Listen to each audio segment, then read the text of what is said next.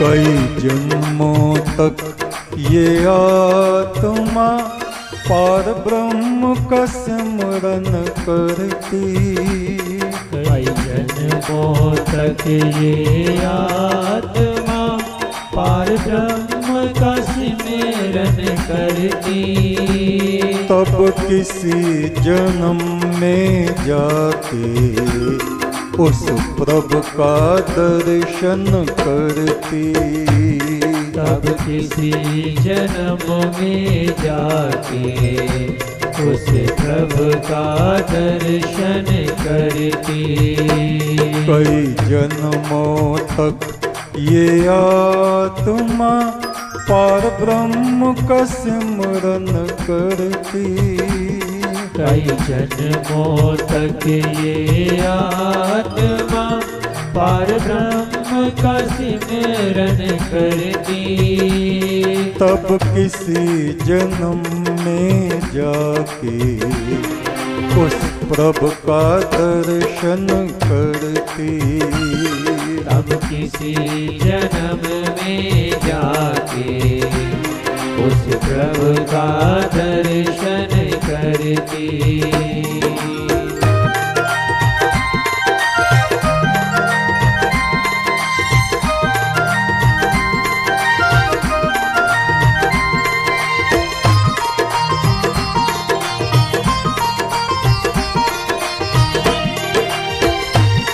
कितने जन्म आदमी के कलह कलेश में बीत जाते।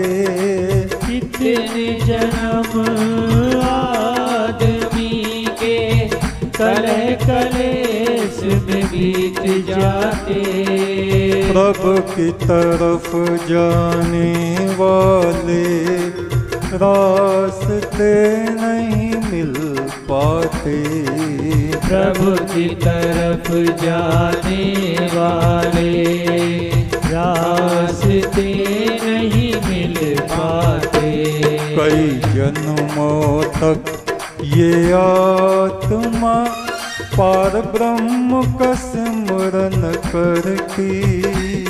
कई जन्मों तक ये आत्मा पार ब्रह्म का सिमरन करती।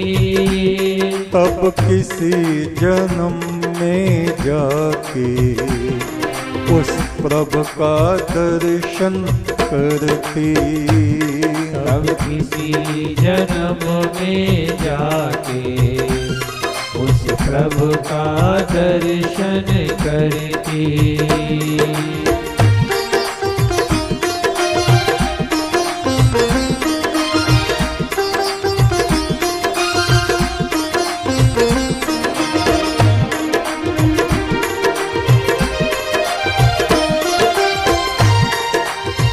कई जन्मों तक आदमी प्रभु को समझ नहीं पाता।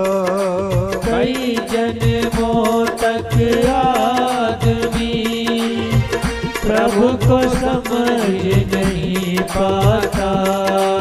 देवी देवता भूत प्रेतों की पूजा में भटक जाता।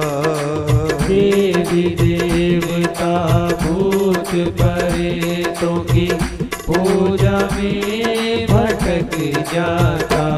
कई जन्मों तक ये आत्मा पार ब्रह्म का सिमरन करती। कई जन्मों तक ये आत्मा पार ब्रह्म का सिमरन करती। तब किसी जन्म में जाके उस प्रभु का दर्शन करती। तब किसी जन्म में जाके उस प्रभु का दर्शन करती।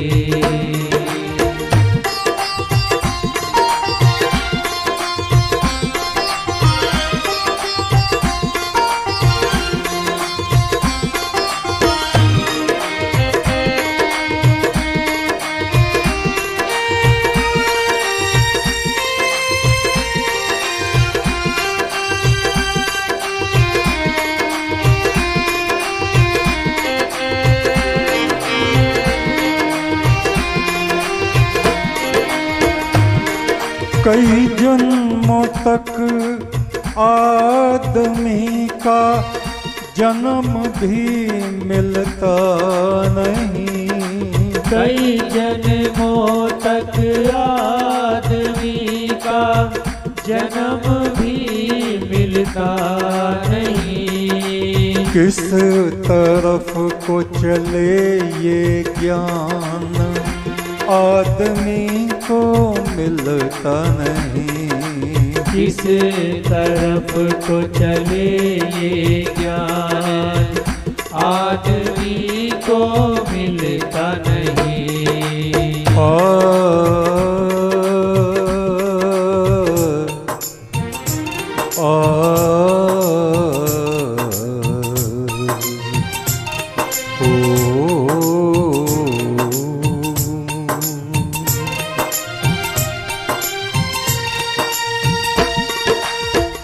कई जन्म भय कीट पतंगा, कई जन्म तक कीड़े मकोड़े बनते रहे। कई जन्म गजमीन कुरंगा, कई जन्मों तक हाथी मछली हिरन घोड़े गधे बनते रहे। कई जन्म पंखी सरप होयो, कई जन्म तक पक्षी बने सांप बने। कई जन्म हैवर वृक्ष जोयो, कई जन्म तक बैल घोड़े इनके शरीर में रहे। मिल जगदीश मिलन की बरिया, चिरंकाल एह देह संजरिया। हे जगदीश्वर, हे परम ब्रह्म, बहुत समय के बाद ये मनुष्य का शरीर तुमने मुझे दिया। इस शरीर में आके मिल जाओ, क्योंकि इस शरीर में भी काम क्रोध लोभ मोह और कितने ही अवगुण और बीमारियां भरी हुई हैं। बुद्धि खराब है, मन मलिन है, गुरु में आस्था नहीं है, अपने व्यसनों को छोड़ते नहीं, परमार्थ की तरफ को पैर रखते नहीं। तो मनुष्य का जन्म मिला और इसमें पुरुष का जन्म मिला, तो भी जरूरी नहीं कि हम परमात्मा की तरफ को ही चलेंगे। ज्यादातर उल्टी दिशा में लोग चलते रहते हैं, टक्करे खाते हैं, फिर मर जाते हैं, फिर आगे कीड़े मकोड़े बन जाते हैं। ब्रह्म रूप गुरु मिले तो पार ब्रह्म की साधना होती है। परम ब्रह्म का मंत्र गुरु से मिले तब परम ब्रह्म की उपासना होती है। पहले तो ब्रह्म गुरु नहीं मिलते कि परमात्मा का रास्ता बताएं। कोई लॉटरी बताने वाले, सुल्फा चिलम पिलाने वाले गुरु,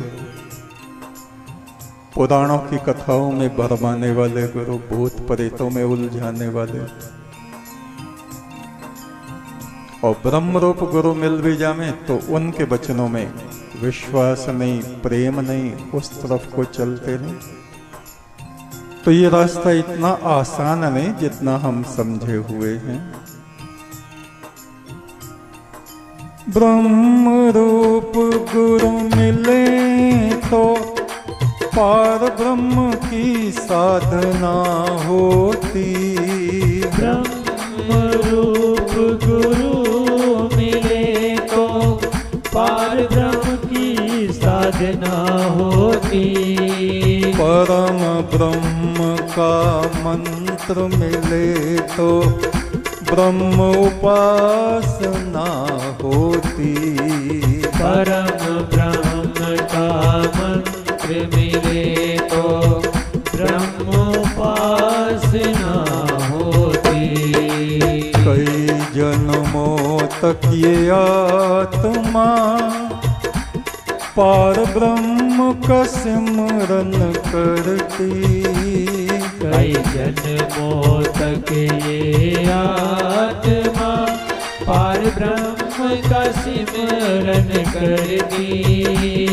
तब किसी जन्म में जाके उस प्रभु का दर्शन करती। तब किसी जन्म में जाके उस प्रभु का दर्शन करती।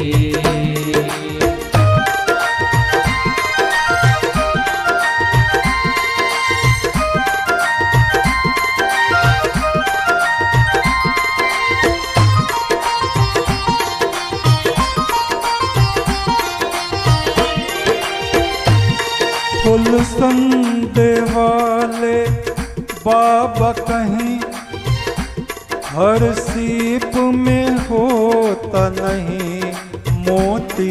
फुल संदे वाले बाबा कहे हर सीप में होता नहीं मोती। हर एक जीव में नहीं जागती अजर अमर प्रभु की ज्योति। हर एक जीव में नहीं जागती अजर अमर प्रभु की ज्योति। कई जन्मों तक ये आत्मा पार ब्रह्म का सिमरन करती। कई जन्मों तक ये आत्मा पार ब्रह्म का सिमरन करती। तब किसी जन्म में जाके उस प्रभु का दर्शन करती। तब किसी जन्म में जाके उस प्रभु का दर्शन करती। तब किसी जन्म में जाके उस प्रभु का दर्शन करती। तब किसी जन्म में प्रभु का दर्शन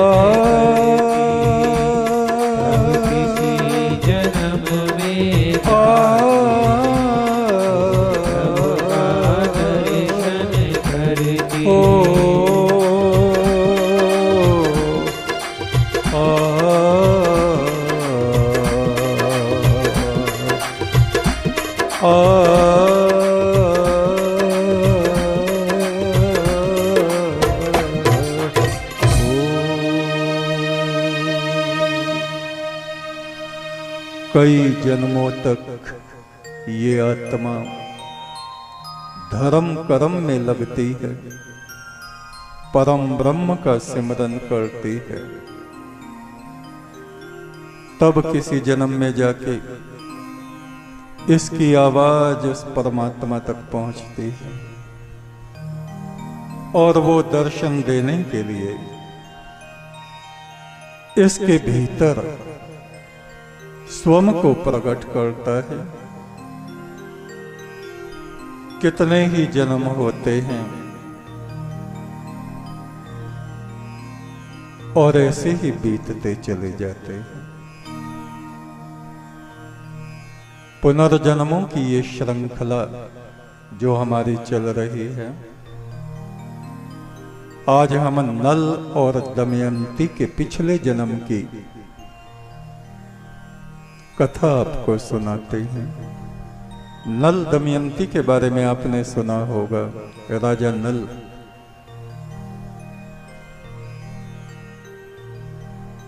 मध्य प्रदेश में नरवरगढ़ में राजा नल का किला है। हम लोगों को वहां जाने का अवसर मिला है। दमयंती विदर्भ देश के राजा भीमसेन की पुत्री थी और राजा नल के पिता का नाम वीरसेन था। वो क्षेत्र नरवरगढ़ निषद राज्य में आता है, निषाद राजाओं का साम्राज्य।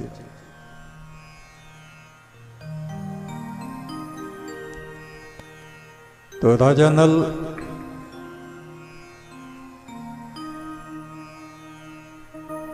का विवाह दमयंती से हुआ।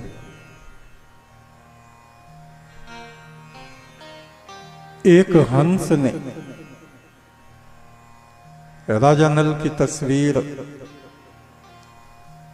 ले जाके दमयंती के महल में गिरा दी। उसने देखा ये कौन है। पता चला ये निषद राज का राजकुमार नल है। उसने निश्चय कर लिया मैं इसी से विवाह करूंगी। स्वयंवर हुआ। उसके स्वयंवर में देवता भी आए।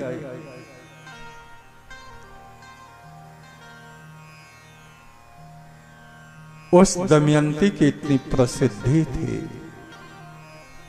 देवलोक के देवता भी उससे विवाह करना चाहते थे। वो भी आए और राजा नल को भी दमयंती ने निमंत्रण भिजवाया, पत्र लिखा, मैं केवल तुमसे विवाह करना चाहती हूं। राजा नल भी आए। देवताओं को पता चला कि दमयंती तो राजा नल के गले में जयमाला डालेगी। उन्होंने सबने राजा नल का रूप बना लिया और जाके बैठ गए। राजा नल भी उनके बीच में बैठे। 7-8 एक जैसी सूरत के। दमयंती ने देखा इनमें असली नल कौन सा है। उसने प्रार्थना की प्रभु से, ही प्रभु कैसे पहचाना।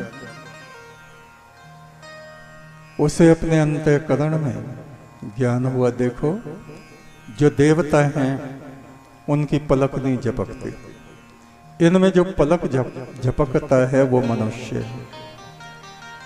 देवताओं के पैर नीचे नहीं लगते।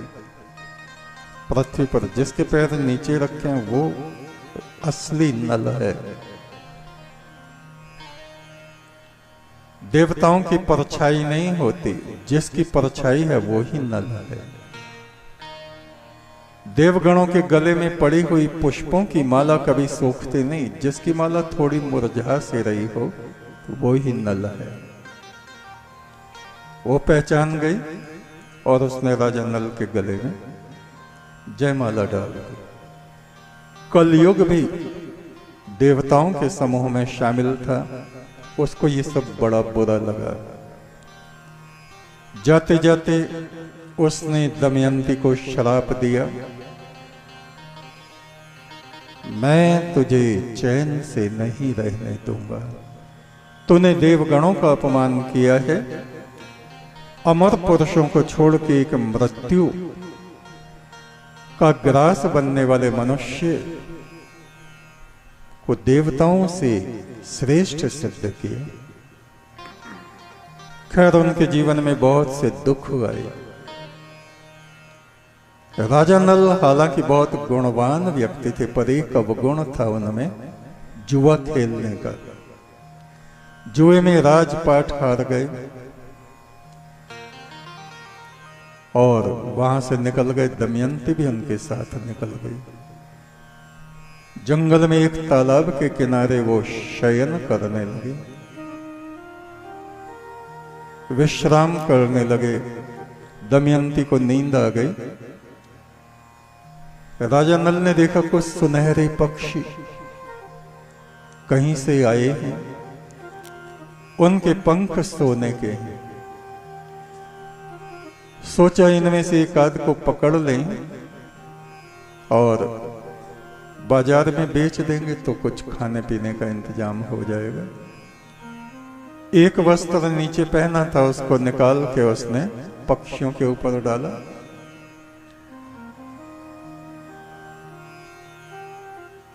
वे पक्षी उस वस्त्र को लेके उड़ गए। अब राजा ने सोचा क्या करें, एक ही वस्त्र था वो भी गया। सोती हुई दमयंती की साड़ी में से आधी फाड़ी और लपेट ली और चलते बने। कलयुग ने उनकी बुद्धि खराब कर दी और वो दमयंती को बीच में छोड़ के चले गए। बड़े दुख उन्होंने उठाए। जागने पर दमयंती ने देखा राजा तो है ही नहीं। विलाप करती हुई चेदी नरेश सुबाहु के राज्य में चली गई, वहां रहने लगी। वो सती साध्वी स्त्री थी, पतिव्रता थी।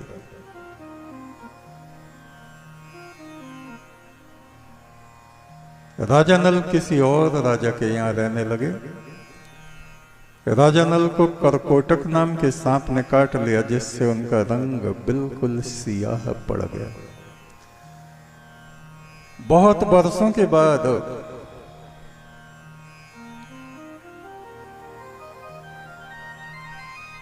फिर से उन दोनों का मिलना हुआ। दमयंती ने जगह जगह लोगों को भेजा राजा नल को ढूंढने के लिए, पर पता ना चला। उसने सोचा एक उपाय है। उसने सब राजाओं को खबर भिजवा दी कि दमयंती दूसरा विवाह कर रही है। राजा नल पे भी यह सूचना पहुंची। उस समय वो अयोध्या के राजा के यहां रहते थे, रथ चलाते थे। कहा ऐसा हो नहीं सकता, वो पतिव्रता है, मैं जरूर जाऊंगा, देखूंगा। यह निर्णय उसने कैसे लिया। और वहां के राजा को वो लेके, अयोध्या के राजा के मन में था मैं दमयंती से विवाह करूंगा। बहुत से राजा इकट्ठे हुए। किसी ने भी राजा नल को नहीं पहचाना, लेकिन दमयंती ने उसको पहचान लिया, उसका हाथ पकड़ लिया।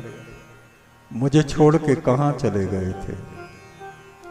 क्या तुम्हें मालूम नहीं कि मैं सती साध्वी पतिव्रता स्त्री? उनके दुखों की अवधि जब समाप्त हो गई तो फिर से लौट के अपने राज्य में नरवरगढ़ में आ गए। अपना जीवन काल उन्होंने पूरा किया और अंत में दुर्लभ मोक्ष पद को उन्होंने प्राप्त किया।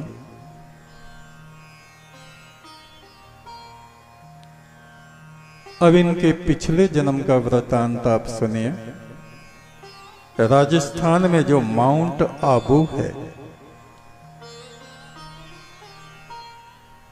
उसको अवर्ध की पहाड़ी कहा जाता था। उस पर्वत के निकट एक भील अपनी पत्नी के साथ रहता था। भील का नाम था आहुक और उसकी पत्नी का नाम था आहुआ। भील की ये पत्नी पतिव्रता स्त्री थी, सती साध्वी थी। जितना उससे हो सकता था धर्म का आचरण करती।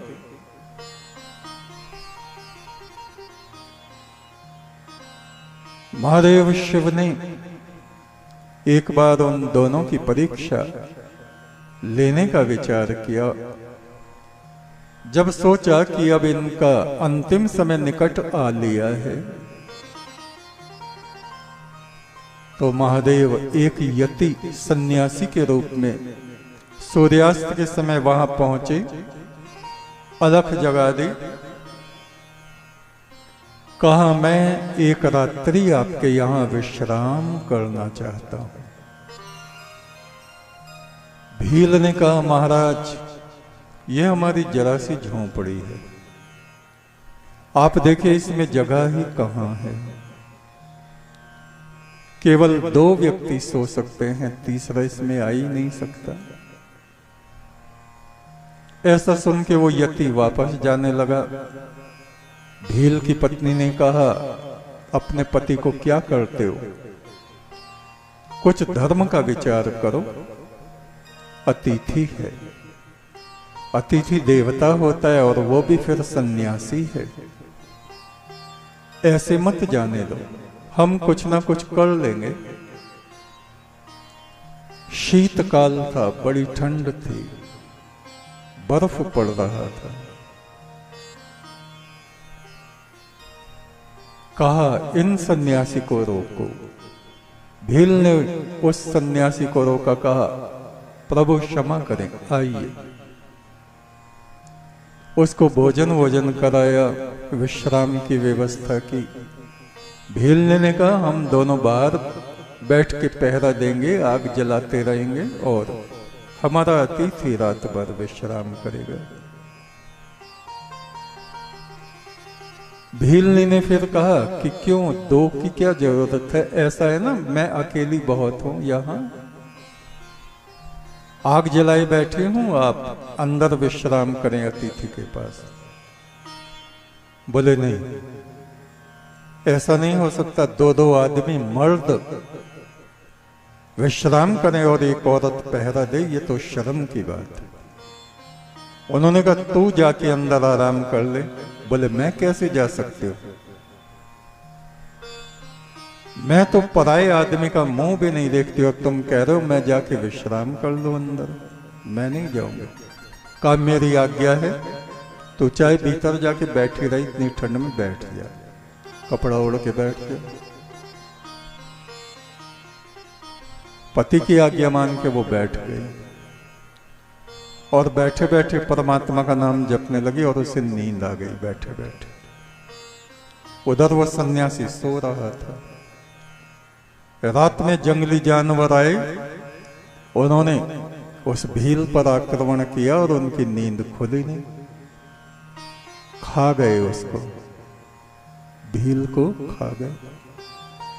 सुबह वो भीलनी उठी, देखा पति देव कहां है, तो हड्डियां बिखरी पड़ी।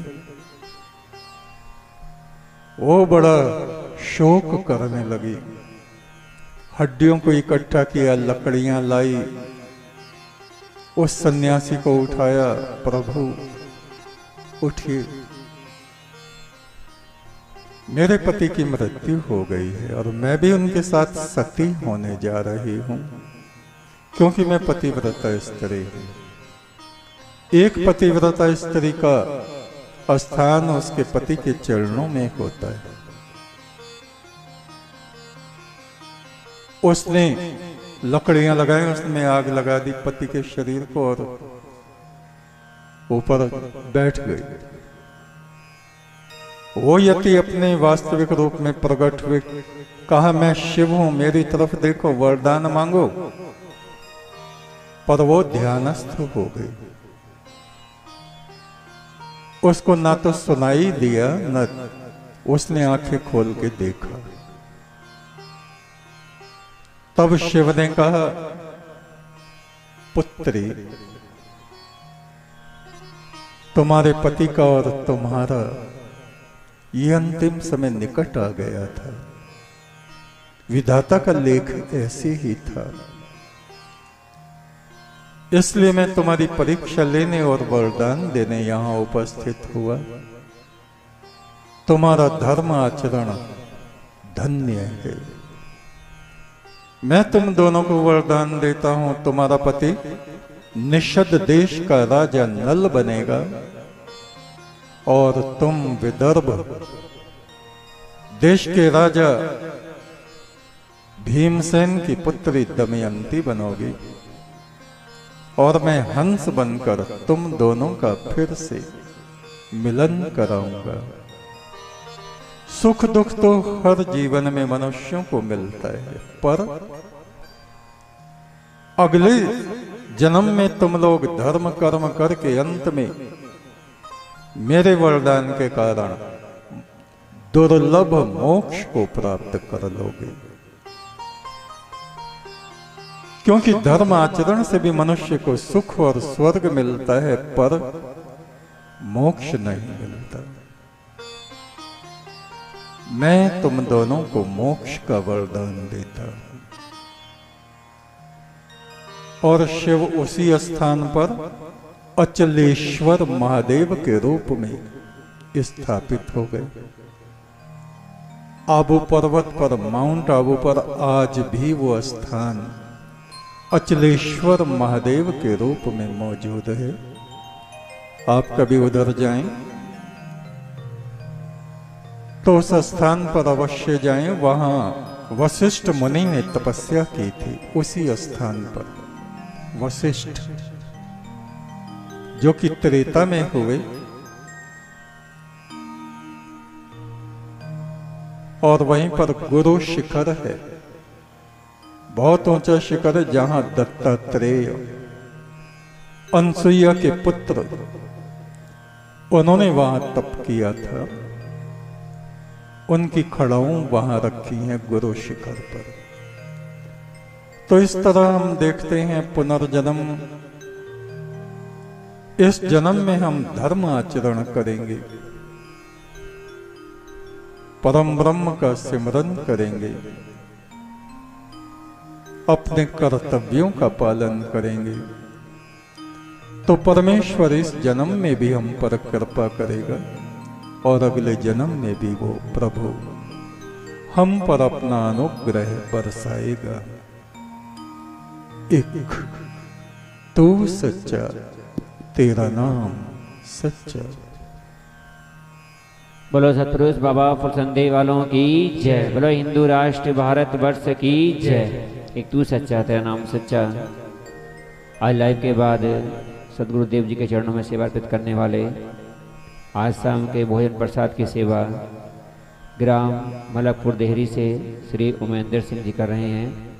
सेवा अर्पित करने वालों के परिवार में परम पूजनीय हुजूर श्री सदगुरुदेव जी का बहुत बहुत शुभ आशीष एवं अनंत अनंत शुभ मंगल कामनाएं। एक तू सच्चा, तेरा नाम सच्चा। इसी के साथ आज की हमारी सभा संपूर्ण होती है। कल दोपहर 2 बजे फिर आपसे भेंट होगी। तब तक के लिए नमस्कार। एक तू सच्चा, तेरा नाम सच्चा। एक तू सच्चा, तेरा नाम सच्चा। एक तू सच्चा, तेरा नाम सच्चा। हे पार ब्रह्म परमेश्वर, तू सच्चा है, तेरा नाम सच्चा है। तेरा उजाला तेरी पवित्र आत्माओं के साथ साथ चलता है, इस दुनिया में भी और उस दुनिया में भी। एक तू सच्चा, तेरा नाम सच्चा।